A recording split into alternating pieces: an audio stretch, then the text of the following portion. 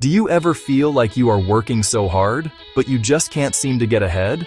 You look at your bank account at the end of the month, and you wonder where all the money went. It can be discouraging. It can make you feel like you are stuck in a cycle you cannot break.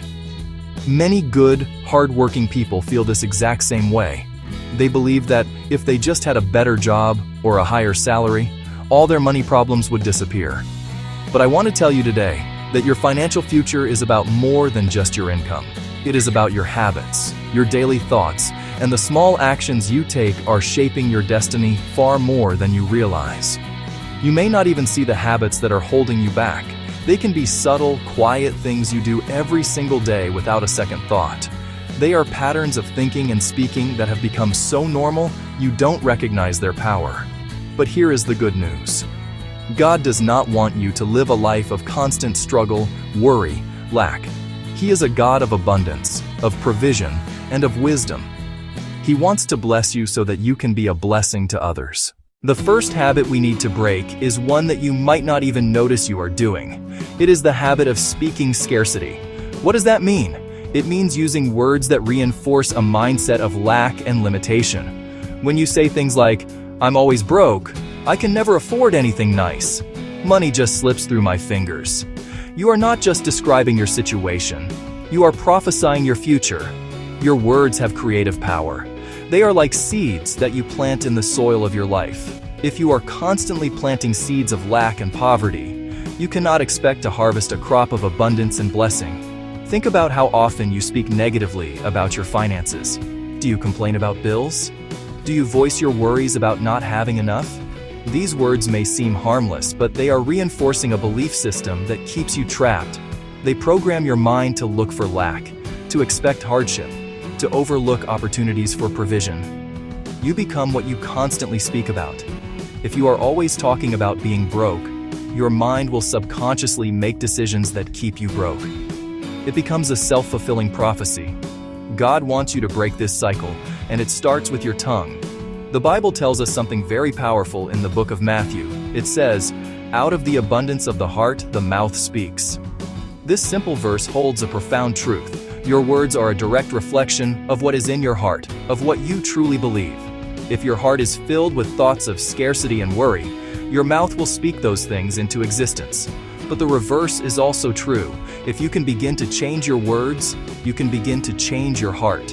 You can start to fill your heart with faith, hope, and expectation of God's goodness, and your reality will begin to shift. So, how do we change this? The solution is simple but powerful. You must start speaking words of abundance and provision, even if you don't see it yet. This is not about denying your reality. It is about declaring a higher reality based on God's promises. Instead of saying, "I'm so broke," start declaring, "I am learning to be a wise steward of my money." Instead of saying, "I'll never get out of debt," start affirming, "God is helping me become debt-free." These are statements of faith. They are declarations of where you are going, not just where you are. Really begin to speak them.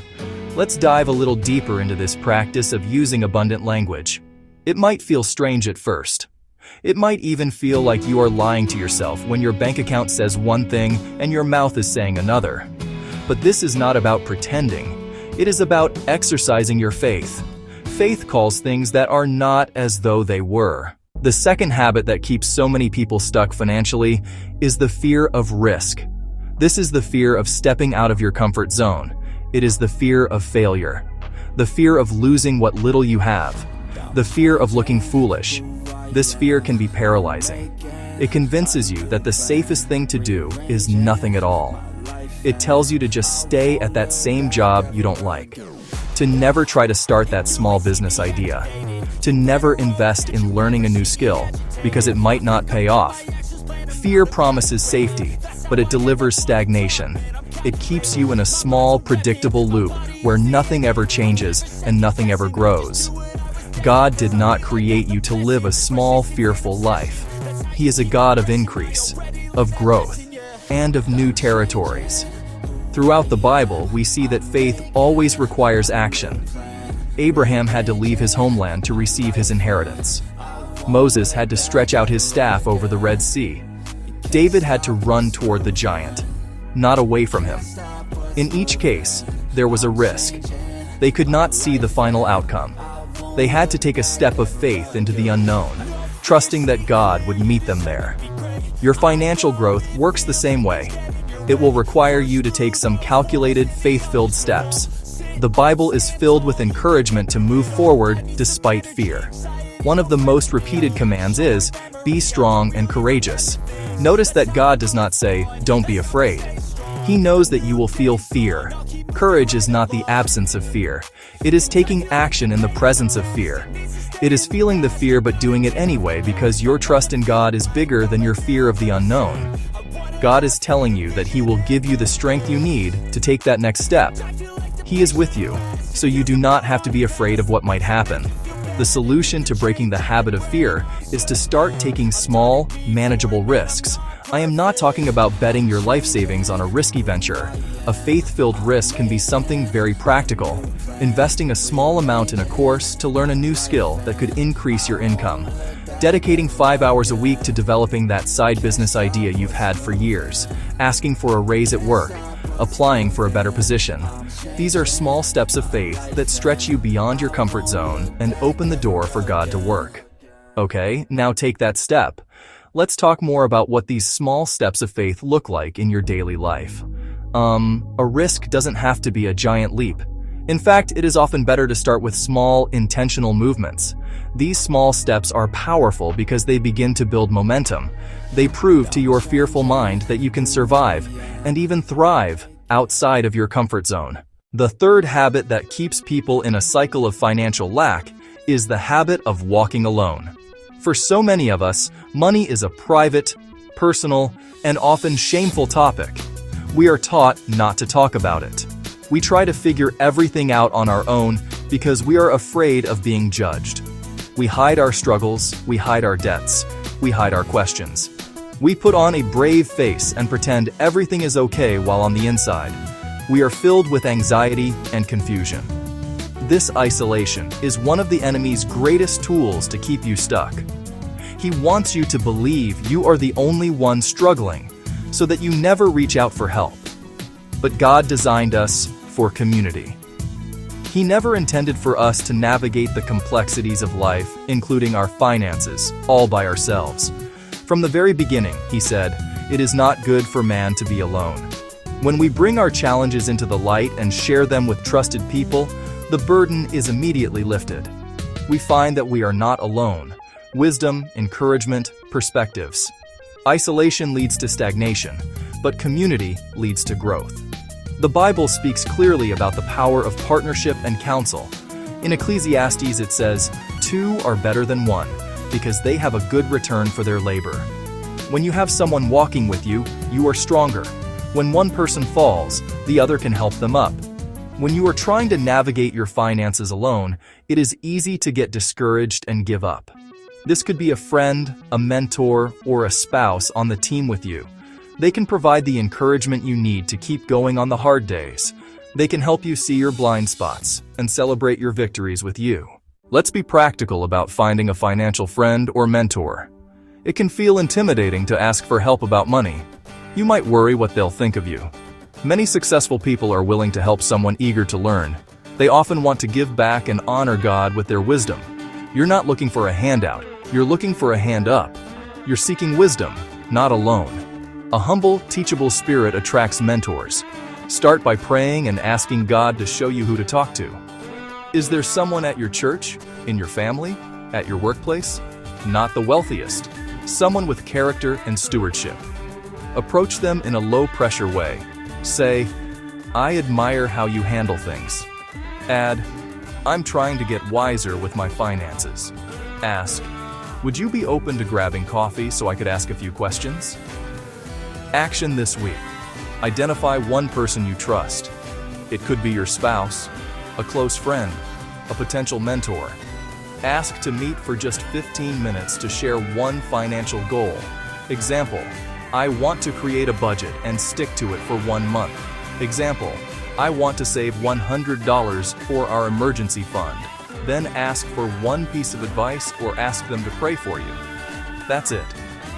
Now you can see how these three habits, speaking scarcity, fearing risk, walking alone, are interconnected.